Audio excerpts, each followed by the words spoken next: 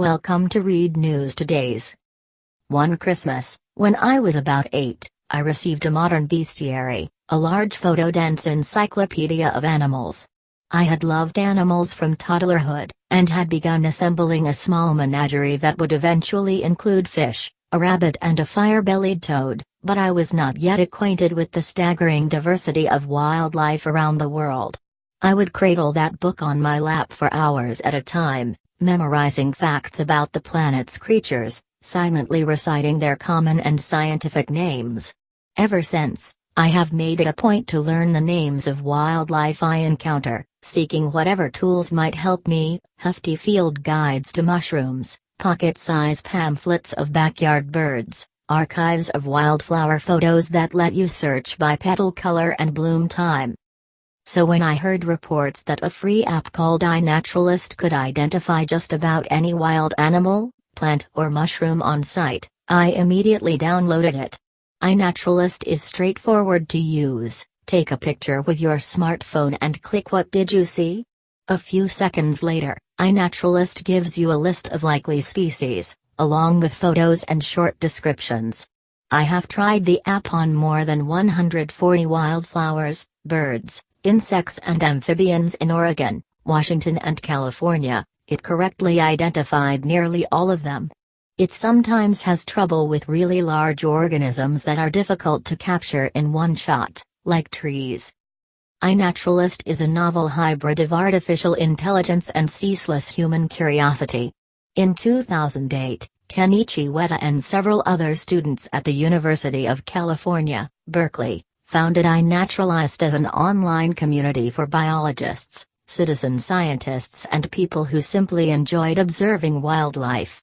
Members helped one another identify species, eventually amassing a database of more than 6 million labeled photos. When the iNaturalist app was introduced, it was essentially a mobile version of the website. But it has been updated several times, and the current version employs a neural network trained to recognize species using images from the rich library compiled by human users. This past May, a couple of months before I discovered iNaturalist, my partner, Ryan, and I went hiking with my family in the hills west of San Jose, where clumps of trees and chaparral model pillows of golden grass. As we walked, Ryan and I tried to identify what we saw. Over there, a cabbage-white butterfly. This was definitely some kind of oak, a western scrub jay, or was that a Stellar's? Bemused, perhaps slightly annoyed, my father interjected, "Why is it so important to know the names?" I've been mulling over his question. Learning the names of wild things changes the way we look at nature and the way we think about it. Consider bees. Most people know two types: honeybees, the genus Apis, and bumblebees, the genus Bombus. There are in fact thousands of distinct bee species flying around us all the time, small as gnats or larger than horseflies, fuzzed in hair as orange as cheddar or armored in metallic green. Some, like the familiar honeybee, are highly social. Many others are solitary. Some construct elaborate hives, while others nest in dry grass, wood or dirt.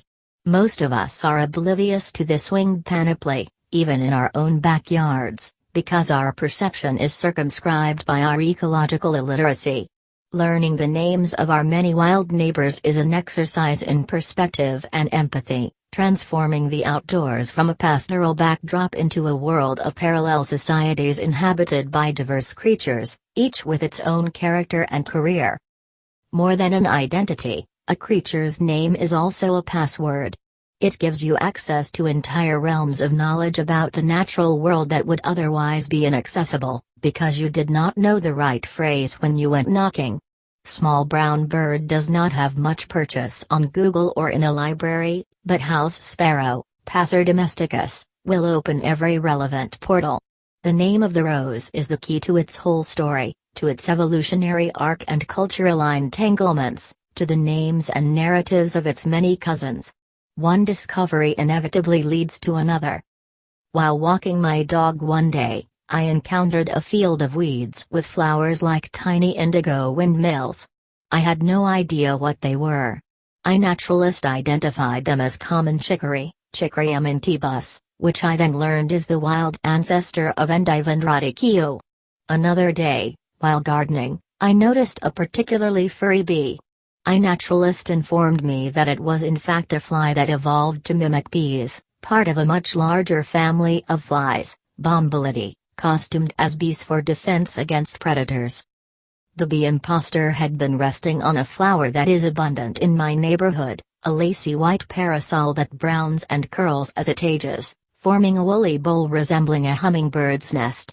Before downloading iNaturalist, Google helped me narrow down the flower's identity: wild carrot, Daucus carota, or poison hemlock, Conium maculatum. The two are often confused.